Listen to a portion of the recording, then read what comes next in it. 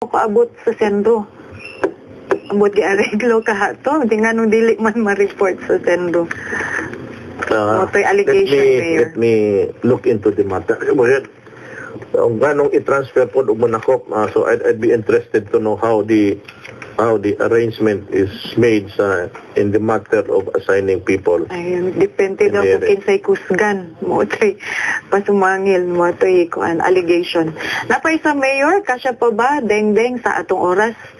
Mayong buntag, Mayor, ako si Andrew Brigoli, residente sa Bukana Training Boulevard. Ako nangayo og tabang na maasikasong akong reklamo sa taga 73rd IB. Atong Marso 28 gikuha mi sa akong kauban para mag-taps og maglubong sa namatay nga kapitan sa Pakibato District uban sa tulo ka sundalo sakay sa ilang jeep. Kadlawon anong petsaha na aksidente ang service diha sa may crossing Budbud-Bunawan.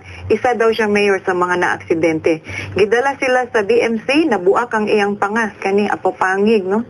Na-damage po daw ang iyang trumpet nga maoy ginakuhaan sa panginabuhi. Sa ato pa musikero day ni, no? Musician. Pagtugtog lang ang akong source of income, hapit isa ka bulan ko sa ospital, kay dugay nila gihatag ang down payment para sa plates na ibutang sa akong panga, ug tungod ato dugay akong schedule sa operasyon. Ang adlaw-adlaw nga gastos daw, Mayor, palit tambal, giutang, ug hantod karon putos pa mi sa utang, adunay balanse pa kuno, wala gyud siya income. Kay wala man nailisan ng iyang trumpet nga musical instrument, no? Nagpasalig sila sa amo atong higayuna nga i-refund nila ang gastos namo, pero wala na sila pagpakabana sa nahitabo.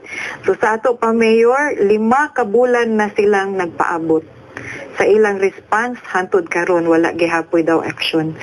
Unya naa siya'y pamilya, wala siya'y panginabuhian, kay hantod karon guba ang iyang trumpet. Gusto ko may baw kung sa man vehicular accident? Vehicular accident no, Mayor, taga 73rd IB. Ang sakyanan? Murag taga 73rd ang nakabangga. Oh well, ang problema ang 73rd karon naa sa Maasin. Dito sa Sultan Kudarat. Sige part ato. Beto katong sundalo nga nakita ninyo earlier nga gidala sa ospital. Ani na lang ni, murag di naman tumabalik tong 73rd. O mabalik man to, di na to mabalik, kaya atraso sa iya. Wa siguro ko'y kwarta ikapalit. Tanaw ko na imong trumpet, ako lang alisdan. Pero ako na lang siguro imo paayo, o di mag-ayo, palitantan lang kag bago. Pero ang kondisyon nga sa akong birthday, magturutot ka.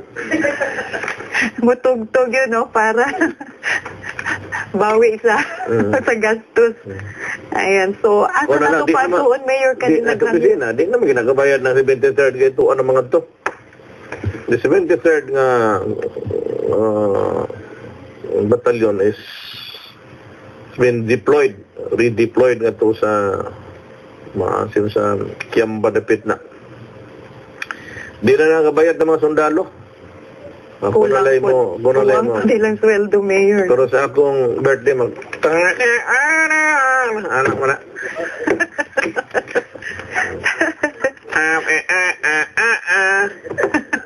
Sumuato siya, Mayor, sa imong balay o sa imong opisina?